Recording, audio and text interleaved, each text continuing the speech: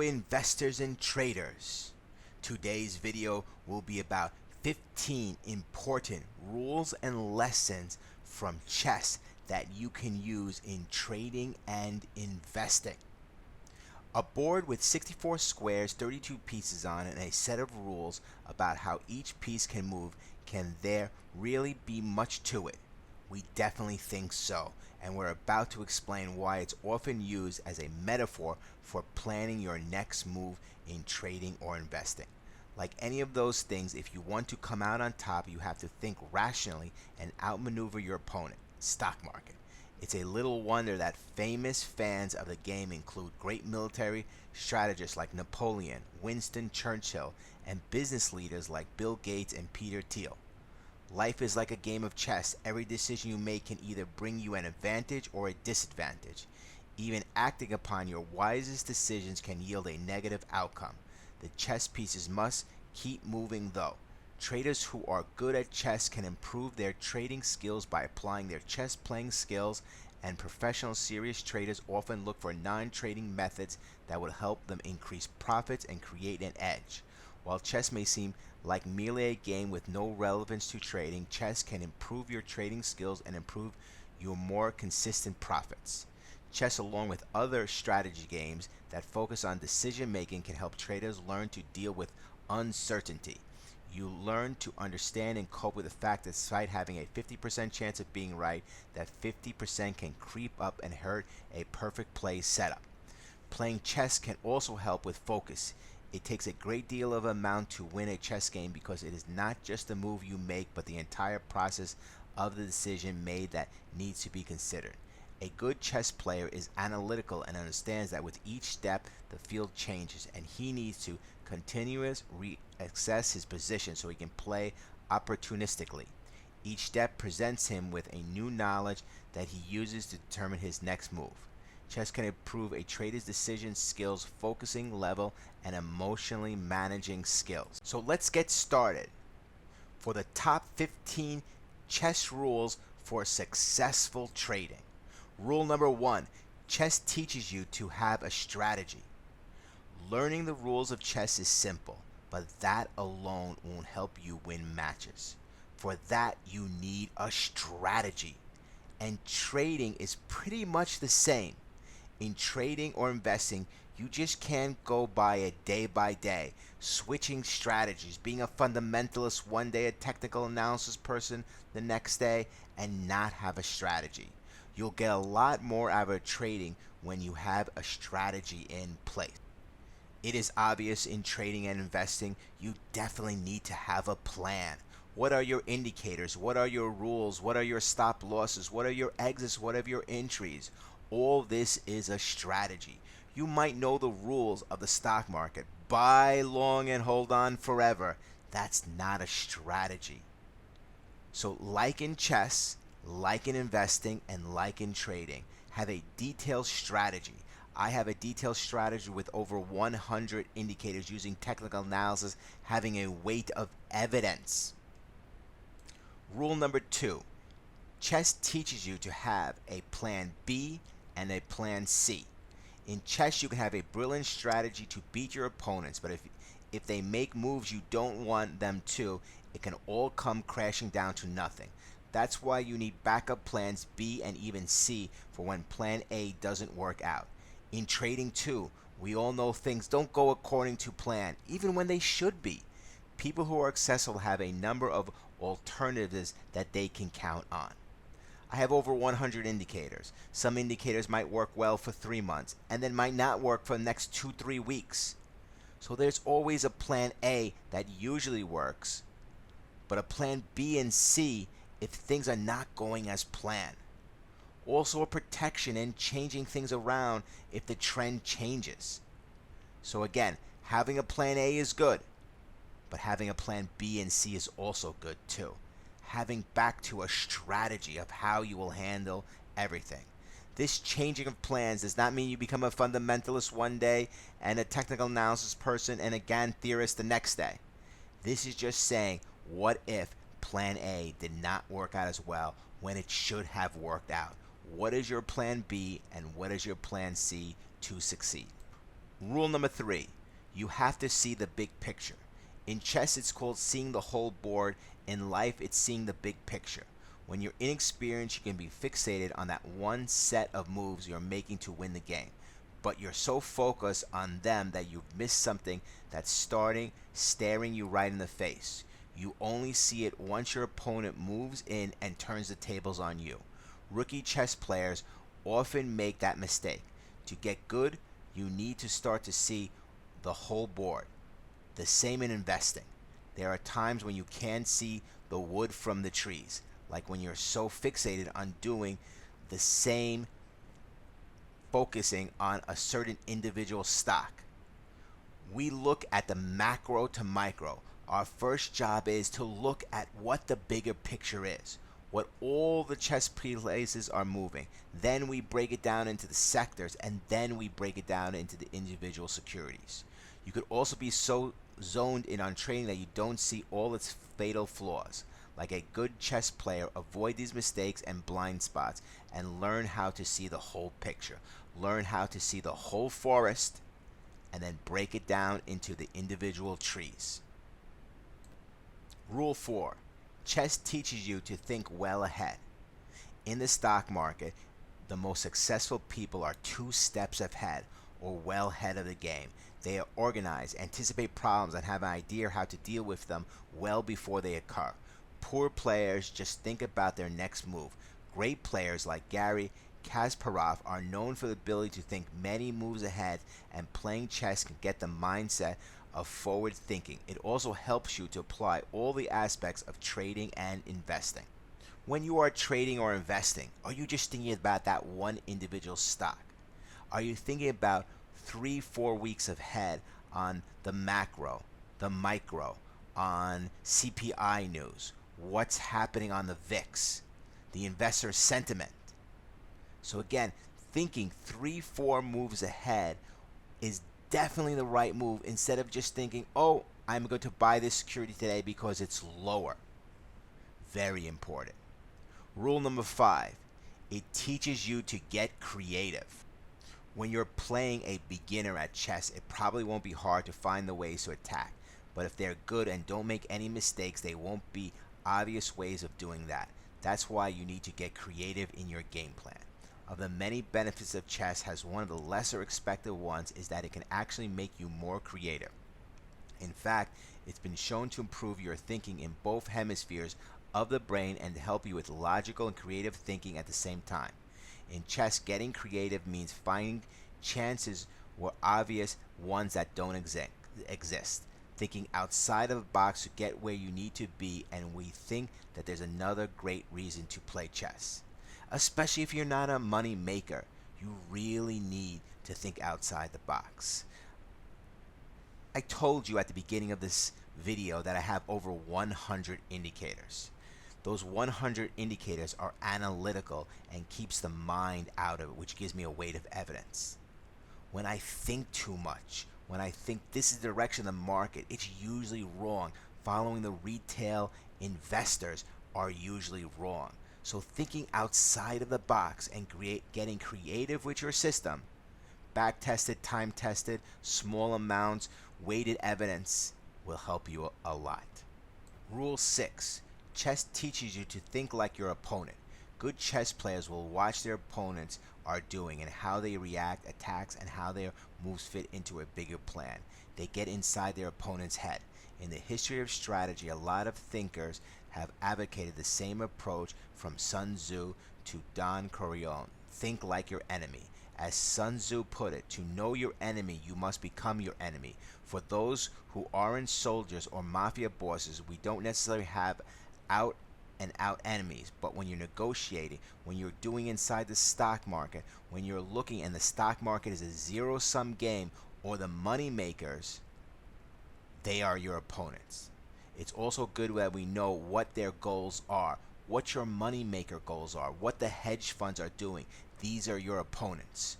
So studying what hedge funds, money makers, and even the retail people who are technically your enemy. The stock market is a zero-sum game. There's a buyer and seller with a little profit in between for the money maker or the person making the deal. This is same way. Know your opponent. Know how your opponent thinks. Rule 7. Chess teaches you how to bluff. It's the same in poker, in boxing, in martial arts, or in war. You make it look like as if you're about to make one move and your opponent prepares to defend for it, and that's when you move in to make your real attack. A total different one that your opponent was blind to. The art of making a bluff or feint is something chess can teach you. Again, even when you don't think of the stock market as real enemies or money makers, when you are trading or investing, it is a zero-sum game and you are unexpected and to catch these market makers off guard. This is something of a position of power. Rule number 8. Chess teaches you to spot patterns. We just talked about watching your opponents move, using them to guess what they'll make next or what they'll do in a given situation.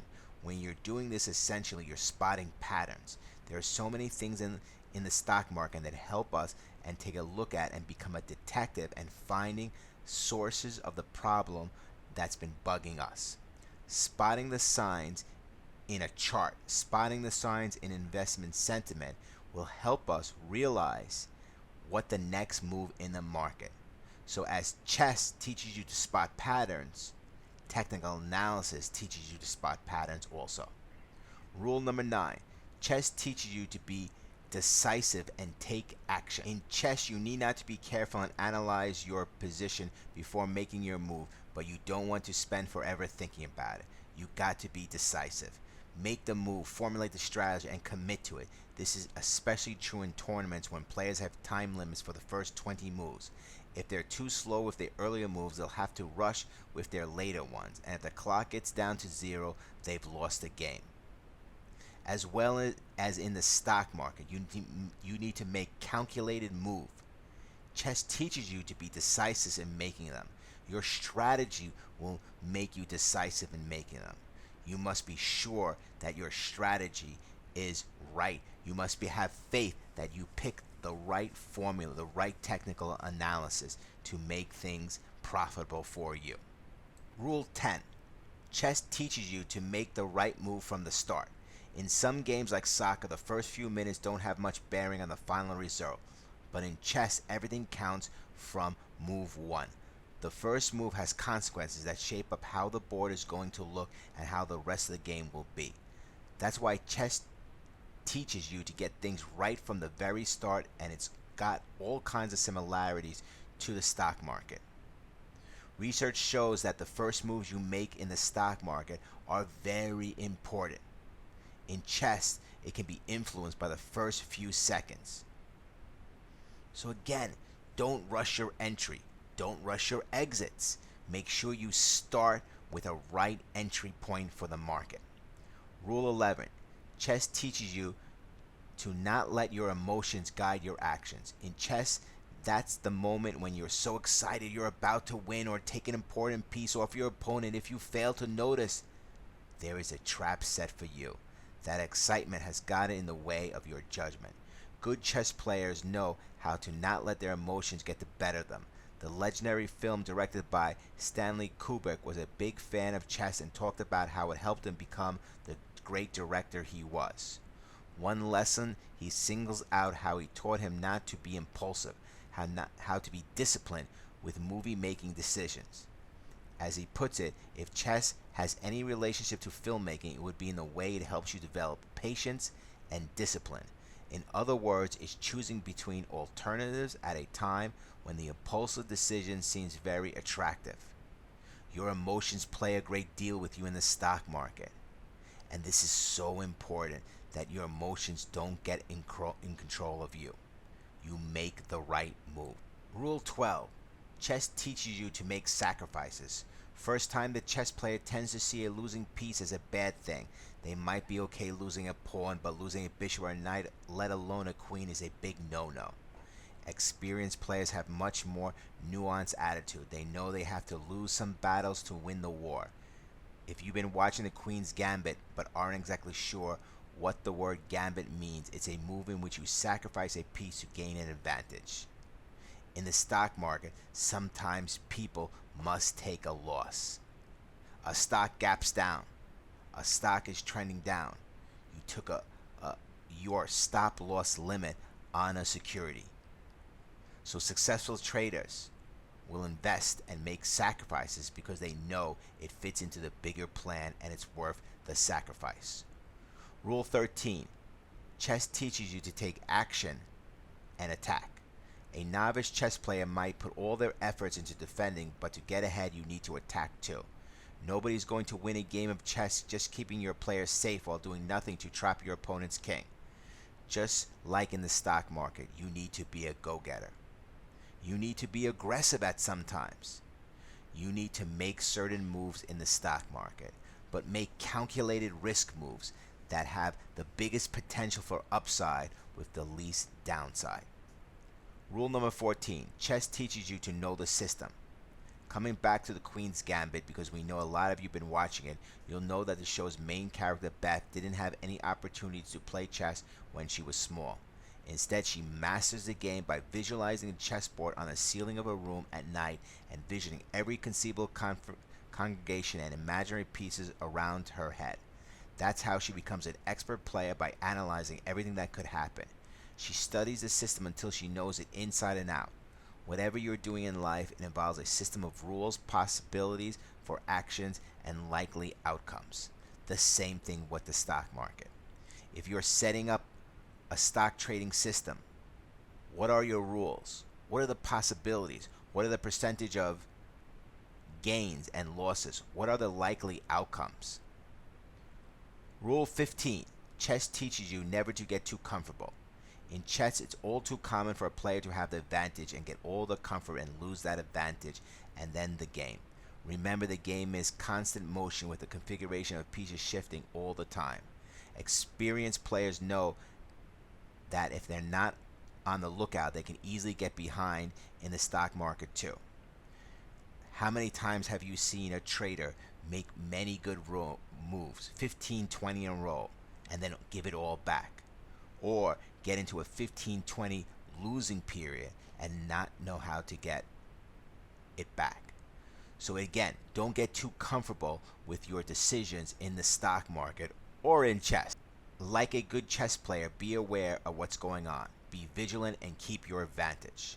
Adaptability to act decisively.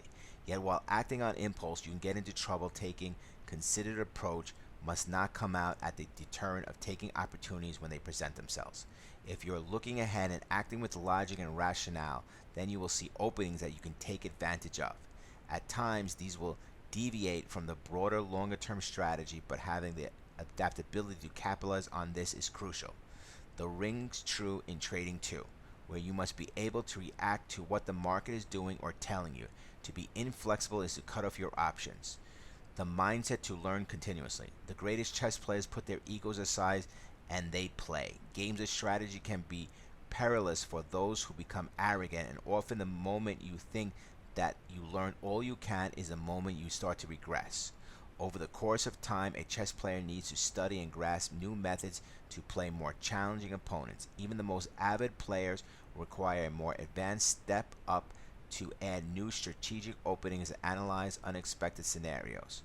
Learning to make decisions in real time based on what's unfolding in front of you and identifying where your theory of trading call may be wrong is all part of the process. Unfavorable circumstances are unavoidable on the board and the markets, but those who learn how to turn this state of play to suit them will come out on top. Since trading requires funds, a trader can test and nurture his ideas on a demo account to prevent non-essential losses. That's the new knowledge and can be executed once developed without spreading your wallet thin. I always protect the capital, always taking profits on the side. Markets are uncertain. You have to analyze, adapt, and learn to roll with the punches in exactly the way you learn from brilliant moves your opponent might play in chess. Study previous disasters in the market. Study previous new bull runs in the market. These underlying similarities between chess and trading have led to an alignment of financial service providers with the game of chess and to gameplay of grandmasters, in effect to better communicate the value of discipline that can make one great in each, either, or both of these fields. So good luck on your journey through chess, trading, and investing. So, with chess, study it, analyze it, adapt it. Peace.